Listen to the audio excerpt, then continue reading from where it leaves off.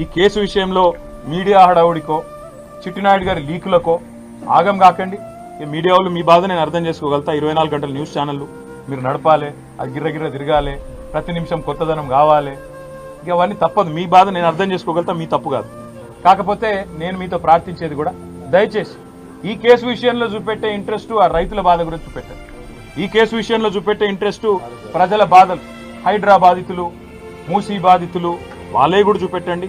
దయచేసి వాళ్ళ బాధలు కూడా చెప్పండి.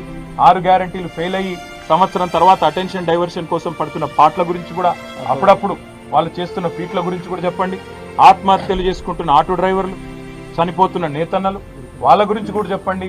గురుకుల పాఠశాలల అధ్వాన పరిస్థితుల గురించి కూడా దృష్టి సారించండి అని చెప్పి కూడా కోరుతూ, న్యాయపరంగా చట్టపరంగా భారత పౌరుడిగా రాజ్యాంగం నాకు ఇచ్చిన హక్కును, రాజ్యాంగం అంటే అంబేద్కర్ గారు రాసిన రాజ్యాంగం, అనుల వారి రాజ్యాంగం కాదు, అంబేద్కర్ గారు రాసిన రాజ్యాంగం ఇచ్చిన నేను తప్పకుండా విధిగా వాడుకుంటా. ఎన్ని న్యాయస్థానాలకు పోవాలనో పోతా. దానికి మంత్రులకేం కడుపు నొప్పి నాకైతే అర్థమైతలేదు. తప్పకుండా నాకు విశ్వాసం భారత న్యాయ వ్యవస్థ మీద ఉన్నది.